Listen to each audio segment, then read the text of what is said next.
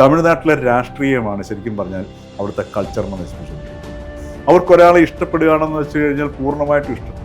അവർക്ക് നടി ഖുശ്ബുവിനെ ഇഷ്ടപ്പെട്ടു, അവരെ അങ്ങോട്ട് ദേവിയായിട്ട് കണ്ടു. ഖുശ്ബുവിൻ്റെ പുറത്തൊരു ക്ഷേത്രം അങ്ങോട്ട് സ്റ്റാർട്ട് ചെയ്തു. ഖുശ്ബുവിനെ അവിടെ ഒരു ഹോട്ടലിൽ വെച്ച് കണ്ടതിന് ശേഷം അത് കണ്ട് ഏതാനും നാൾ കഴിഞ്ഞതിന് ശേഷമാണ് ഈ ഖുശ്ബുവിൻ്റെ ക്ഷേത്രം കാണാൻ പോകുന്നത്. നമുക്ക് ചിരിയോട് ചിരി വരും.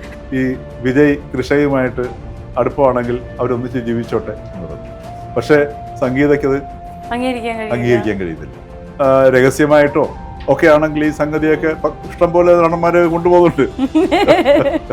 പറഞ്ഞതുപോലെ വളരെ ഓണസ്റ്റ് ആയിട്ടുള്ള ഖുശ്ബുവിനെ ഇഷ്ടപ്പെട്ടു കഴിഞ്ഞാൽ ഖുശ്ബുവിന്റെ പേരിൽ ക്ഷേത്രം പണിയുന്ന സമൂഹമാണ് എന്ന് പറഞ്ഞതുപോലെ വിവാഹ ബന്ധത്തിന് ഒരു പവിത്രത കൽപ്പിക്കാത്തൊരു വ്യക്തിയാണ് വിജയ് എന്നുണ്ടെങ്കിൽ സ്വാഭാവികമായിട്ടും ചിലപ്പം തമിഴ് ജനത വിശേഷിച്ചും സ്ത്രീകൾ. ഇതേ തമിഴ്നാട്ടിൽ തന്നെയാണ് അദ്ദേഹം കഴിഞ്ഞ ദിവസം ഒരു വിവാഹ ചടങ്ങിൽ തൃഷയുമൊപ്പം ഒരു പബ്ലിക് അപ്പിയറൻസ് തന്നെ നടത്തിയത്.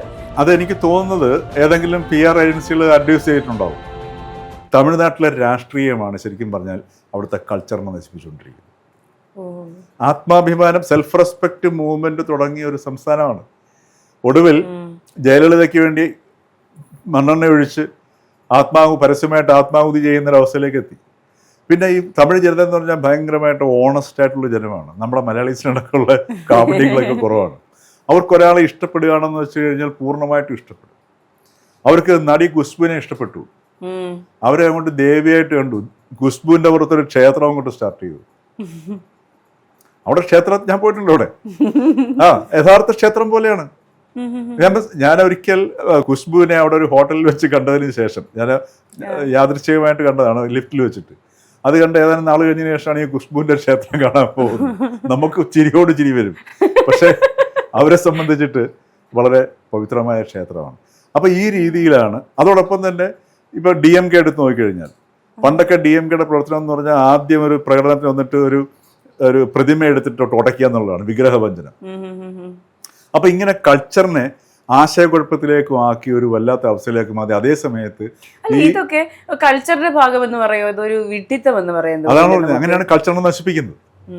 ഇപ്പൊ നമ്മുടെ ശബരിമല എടുത്ത് നോക്ക്.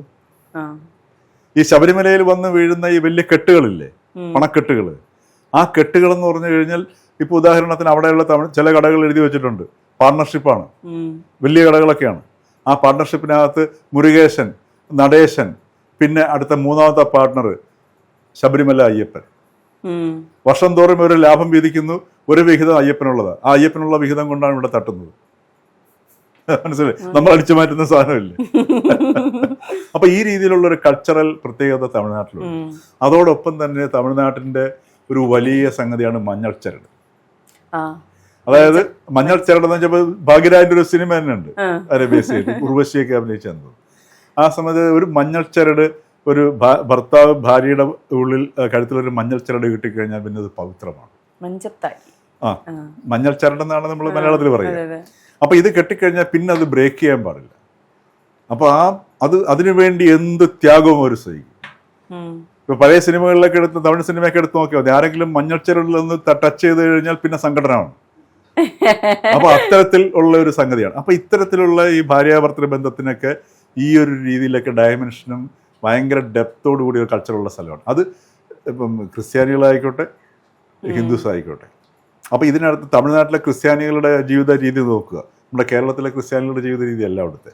അവിടെ തമിഴ് കൾച്ചറുമായിട്ടാണ് അവർ കൂടുതൽ ചേർന്നിരിക്കുന്നത്. അപ്പോൾ ഈ രീതിയിലുള്ള ഒരു കൾച്ചറൽ പശ്ചാത്തലം തമിഴ്നാട്ടിലുണ്ട്. അതുകൊണ്ടാണ് ഈ പറഞ്ഞതുപോലെ പുതിയ ഈ ന്യൂജൻ ആൾക്കാരൊക്കെ ആയിരിക്കും പറയുന്നത് ഈ വിജയ് തൃഷയുമായിട്ട് അടുപ്പമാണെങ്കിൽ അവരൊന്നിച്ച് ജീവിച്ചോട്ടെ എന്ന് പറയുന്നത്. പക്ഷേ സംഗീതയ്ക്കത് അംഗീകരിക്കാൻ കഴിയുന്നില്ല. അപ്പോൾ അതുകൊണ്ടാണ് ഈ ഒരു പ്രശ്നം ഉണ്ടാകുന്നത്.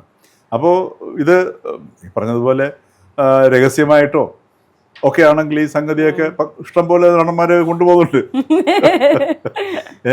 അപ്പോൾ അത് പിന്നെ വിജയ് ഇതിനകത്ത് പ്രത്യേകിച്ചുള്ള ഒരു വ്യത്യസ്തനായ മനുഷ്യനൊന്നുമല്ല.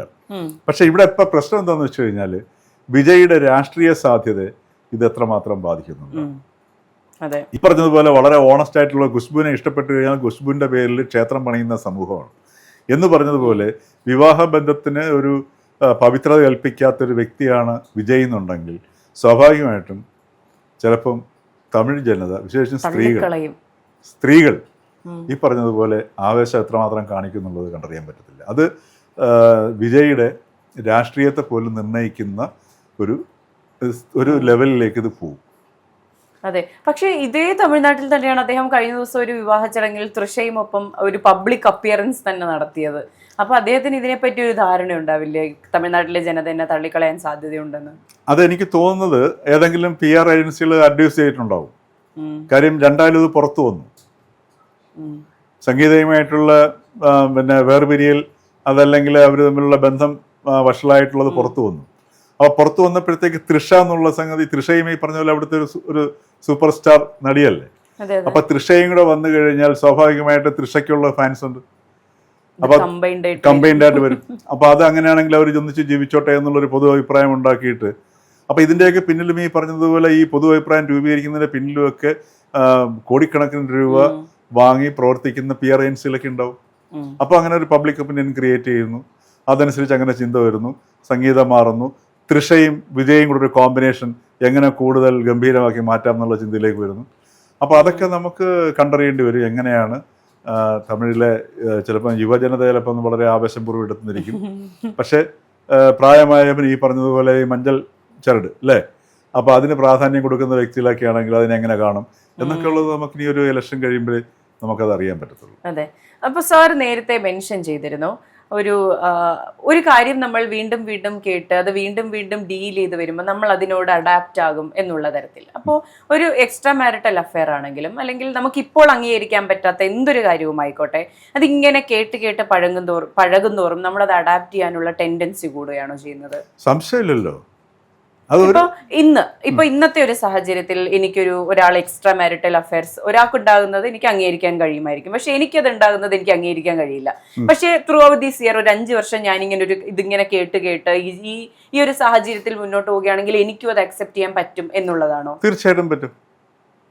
അതാണ് ഹ്യൂമൻ മൈൻഡ് എന്ന് പറഞ്ഞാൽ. ഉദാഹരണത്തിന് ഇപ്പൊ പുതിയ ചില ടെൻഡൻസികൾ ചിലയിടത്ത് കാണാമല്ലോ, ചില വാർത്തകൾ നമ്മൾ കാണാറില്ലേ, 2 സ്ത്രീകൾ ചേർന്നപ്പോൾ ഒരാളെ വിവാഹം കഴിക്കുക അല്ലേ. അതേപോലെ തന്നെ ഇപ്പൊ ഹരിയാനയില് അവിടെയൊക്കെ പോവുകയാണെങ്കിൽ ഈ 5 ബ്രദേഴ്സ് ഒരു സ്ത്രീയെ സംഭവിക്കുന്നുണ്ട്, അപ്പൊ കല്യാണം കഴിക്കുന്നുണ്ട്. അതൊക്കെ നമ്മൾക്ക് വാർത്തയെ കാണാറുള്ളതാണ്. അപ്പൊ അത് ഞാൻ പറഞ്ഞത് അത് എന്തുകൊണ്ടാണ് സംഭവിക്കുന്നത്, അവരൊരു പ്രത്യേക മാനസികാവസ്ഥയിലെ കൾച്ചറൽ ഒരു സാമാന്യവൽക്കരണത്തിലെത്തുന്നു, ഒരു കൾച്ചറൽ ബാക്ക്ഗ്രൗണ്ടിലെത്തുന്നു. ആ കൾച്ചർ അവർക്ക് അതിന് ഒട്ടും മനസാക്ഷി കുത്തോ പ്രശ്നങ്ങളോ ഉള്ളൊന്നുമില്ല, സൊസൈറ്റി അത് അംഗീകരിക്കുന്നു എന്നുള്ളൊരവസ്ഥ കൊണ്ട് വരുന്നുണ്ട്. അപ്പൊ ഇങ്ങനെ നമുക്ക് പലതും മാറ്റിയെടുക്കാൻ പറ്റും. ഇപ്പൊ ഫോർ എക്സാമ്പിൾ ഇപ്പൊ കേരളത്തിൽ വ്യഭിചാരം എന്നുള്ള വാക്ക്, ഈ വ്യഭിചാരം എന്നുള്ള വാക്ക് ഇപ്പൊ ഉപയോഗിക്കാൻ പാടില്ലെന്നാണ് വെയ്പ്പ്. സെക്സ് വർക്കാണ് ഉപയോഗിക്കുന്നത്. അപ്പൊ വ്യഭിചാരം എന്നുള്ള വാക്ക് സൃഷ്ടിക്കുന്ന, എന്തുകൊണ്ടാണ് വ്യഭിചാരം എന്നുള്ള വാക്ക് ഉപയോഗിക്കാൻ പാടില്ല? വ്യഭിചാരം തന്നെയല്ലോ. വ്യഭിചാരം എന്ന് പറയുന്ന സംഗതിയുടെ അർത്ഥം എന്ന് പറഞ്ഞു കഴിഞ്ഞാൽ നേരായിട്ടുള്ള വഴിയിൽ നിന്ന് മാറി സഞ്ചരിക്കുക എന്നുള്ളത് മാത്രമേ ഉള്ളൂ. ഇപ്പം നിങ്ങളുടെ ഓഫീസിൽ വന്നിട്ടിപ്പം ഒരു ഓഫീസിൽ ഒരു വ്യക്തി ഇരുന്ന് വർക്ക് ചെയ്യുന്നു, ആ വർക്ക് ചെയ്യുമ്പോൾ നമുക്ക് ന്യായമായിട്ട് കിട്ടേണ്ട ഒരു നീതിയുണ്ട്. നമ്മുടെ ഒരു അപേക്ഷ കൊടുത്തു കഴിഞ്ഞാൽ അത് നടപ്പിലായി കിട്ടണം. അതിന് അയാൾ ഇപ്പോൾ 50 രൂപയോ 100 രൂപയോ അല്ലെങ്കിൽ 1000 രൂപയോ ഒക്കെ വാങ്ങിക്കുകയാണെങ്കിൽ അത് വ്യഭിചാരമാണ്. കാര്യം നേരായ വഴിയുള്ള കാര്യങ്ങൾ നടക്കുന്നത്. അപ്പം അത്രേ അതിൻ്റെ അർത്ഥമുള്ളൂ. പക്ഷേ ഇവിടെ നമുക്ക് വ്യഭിചാരം എന്ന് ഉപയോഗിക്കാൻ പറ്റത്തില്ല. കാര്യം എന്താണ്, അതിനൊരു മോശം ധാരണയുണ്ട്. അപ്പം സെക്സ് വർക്ക് അതിനൊരു അന്തസ്സുണ്ട്. അപ്പോൾ അന്തസ്സുള്ള കാര്യങ്ങൾ ചെയ്യാൻ ആൾക്കാർക്ക് മടിയുണ്ടാവില്ല. ഇപ്പൊ തൊഴിലിന്റെ കാര്യം, ഇപ്പോൾ തൊഴിൽ അങ്ങനെയല്ലേ വന്നത്. ഉദാഹരണത്തിന് നമ്മളുടെ കേരളത്തിൽ അല്ല ഇന്ത്യയിലെ എല്ലായിടത്തും എടുത്ത് നോക്കുക. ഇപ്പോൾ കഴിഞ്ഞ ഒരു 40 വർഷത്തിനിടയ്ക്കുണ്ടായ ഒരു പ്രതിഭാസമാണ് ബ്യൂട്ടി പാർലർ അല്ലേ. ഇന്നിപ്പോൾ അത് ഭയങ്കര സ്റ്റൈലായിട്ടുള്ള ഒരു പ്രൊഫഷനാണ്. ശരിയായിട്ട് സ്റ്റൈലായിട്ട് മാറുകയും ചെയ്തു. നല്ലൊരു മാറ്റവും കൂടെയാണ് കേട്ടോ, ഞാനതിനെ അക്സെപ്റ്റ് ചെയ്യുകയും ചെയ്യുന്നു. പക്ഷേ അവരും ചെയ്യുന്നത് എന്താണ്, ബാർബേഴ്സ് ചെയ്യുന്ന പണിയല്ലേ ചെയ്യുന്നു, ആണോ അല്ലേ? മുടി വെട്ടുന്നുണ്ട്, എല്ലാം ചെയ്യുന്നുണ്ട്, അതൊക്കെ ചെയ്യുന്നുണ്ട്. പക്ഷെ അതിനെ നമ്മളതിനെ ഒന്ന് സബ്ലിമേറ്റ് ചെയ്തെടുത്തു, ഒരു ക്ലാസ് ഒരു മാറ്റം കൊണ്ടുവന്നു. അതിനൊന്ന് ഒരു പാരഡൈം ഷിഫ്റ്റ് എന്ന് പറയും, സമവാക്യ മാറ്റങ്ങളെ കൊണ്ടുവന്നു. അപ്പൊ അതുവരെ സമൂഹം വളരെ എന്തോ ഒരു മോശമുള്ള പണിയൊന്നും അല്ലത്, അത് വളരെ നല്ല. ഇപ്പം ശ്രീനാരായണ അവർ പറഞ്ഞത് ഈ ചെത്താൻ പോകുന്നത് മോശമുള്ള പണിയാണ്. ആ കള്ളി ചെത്താൻ ഉപയോഗിക്കുന്ന എന്താണ് തേറെന്ന് പറയുന്ന വലിയൊരു മറ്റേ വെട്ടുകത്തി പോലുള്ള സാധനമുണ്ട്. അപ്പം അത് വേണമെങ്കിൽ 5ഓ 6ഓ ആക്കി മാറ്റി കഴിഞ്ഞാൽ ക്ഷൗരത്തിനുള്ള കത്തി ഉണ്ടാക്കാം, ആ പണിക്ക് അതാണ് നല്ലത് എന്ന് പറയും. അപ്പം ഇത് നല്ല മോശം പണിയല്ല. പക്ഷെ അതുവരെ എന്തോ ഒരു മോശം അതിന് കൽപ്പിച്ചിരുന്നു. പക്ഷെ നമ്മൾ അതിനെ മാറ്റിക്കഴിഞ്ഞപ്പോഴത്തേക്ക് അത് ഏറ്റവും വലിയ സ്റ്റൈലിഷ് ആയിട്ടുള്ള കാര്യമായി മാറി. ഇപ്പോൾ അത് പഠിക്കാൻ പോയിട്ട് ഏറ്റവും വളരെ വിദ്യാസമ്പന്നരും അല്ലാത്തവരൊക്കെ ചെയ്യുന്നുണ്ട്, അന്തസ്സായിട്ട് ചെയ്യുന്നുണ്ട്, ഒരു കുഴപ്പമില്ല. അപ്പോൾ അതൊരു ട്രാൻസ്ഫോർമേഷനാണ്. അപ്പോൾ ഈ രീതിയിൽ എല്ലാം നമുക്ക് വേണമെങ്കിൽ സൊസൈറ്റിയിൽ ഇങ്ങനെ അതെ. മാറ്റിയെടുക്കാം. കുറെ വർഷങ്ങള് മുൻപ് നോക്കുകയാണെങ്കിൽ ഒരാൾ 2 പേരെയും 3 പേരെയും വിവാഹം കഴിക്കുന്നത് വളരെ സ്വാഭാവികമായിരുന്നു.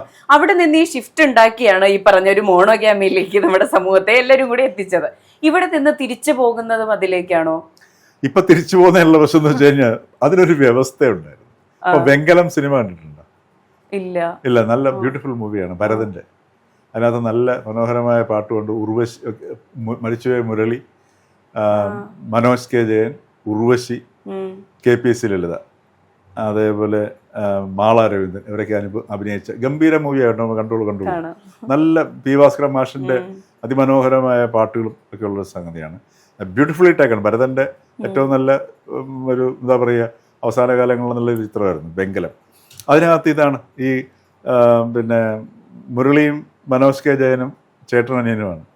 അപ്പം മുരളി മാരേജ് ചെയ്തു. അപ്പം ഈ തന്ത്രപരമായിട്ട് അനിയനെയും കൂടെ അതിനകത്ത് ചേർക്കണം. അതിനുവേണ്ടി അമ്മ നടത്തുന്ന സൂത്രപ്പണികളാണ് ഇതിൻ്റെ ഒരു ഇതിവൃത്തം എന്ന് പറയുന്നത്. മനസ്സിലായില്ലേ? അതിനെ ബേസ് ചെയ്തിട്ടാണ് ആ കഥ ഡെവലപ്പ് ചെയ്യുന്നതും കഥ അവസാനിക്കുകയൊക്കെ ചെയ്യുന്നത്. അപ്പോൾ ഇത് സ്വാഭാവികമായിരുന്നു കേരളത്തിൽ. ഇപ്പോൾ ഉദാഹരണത്തിന് ഒരാൾ ചേട്ടൻ മാരേജ് കഴിഞ്ഞ് അത് ഇപ്പോൾ തന്നെ കേരളത്തിലുണ്ടല്ലോ. ഉദാഹരണത്തിന് തിരുവനന്തപുരത്തേക്ക് അത് വളരെ വ്യാപകമായിരുന്നു. അപ്പം ഞാനൊക്കെ തിരുവനന്തപുരത്ത് വർക്ക് ചെയ്യുന്ന സമയത്ത്, മാതൃഭൂമിയിൽ വർക്ക് ചെയ്യുന്ന സമയത്ത്, ഈ ചില രാത്രികളിലൊക്കെ ചില ആൾക്കാർ ചരമവാർത്തയും കൊണ്ടുവരും. ചരമവാർത്തയും കൊണ്ടുവന്നിട്ട് ഈ മക്കളുടെ പേര് പറയും. അതിനകത്ത് ഭാര്യയുടെ പേര് ചോദിക്കുന്ന അത് വേണ്ട, മക്കളുടെ മതി. ഭാര്യ ഇപ്പം ജീവിച്ചിരിപ്പില്ലെന്ന് ചോദിക്കും. അതുകൊണ്ടുണ്ട് ജീവിച്ചൊക്കെ ഇരിപ്പുണ്ട്, വേണ്ട മക്കളുടെ പേര് മാത്രം കൊടുത്താൽ മതി. അപ്പോൾ എന്താണെന്ന് നമ്മൾ ചോദിക്കുമ്പോൾ, വിശദമായിട്ട് ചോദിക്കുമ്പോൾ പറയും, ഇല്ല മൂപ്പർക്ക് 2 ഭാര്യമാരുണ്ട്, അപ്പോൾ അത് 2 പേരുടെയും കൊടുക്കുന്നത് ബോറല്ലേ, മക്കളുടെ കൊടുത്തുള്ളൂ. അപ്പോൾ ഇതൊക്കെ ഇപ്പോഴും ഉണ്ട്. തിരുവനന്തപുരത്ത് മാത്രമല്ല, പല സ്ഥലങ്ങളിലും ഉണ്ട്.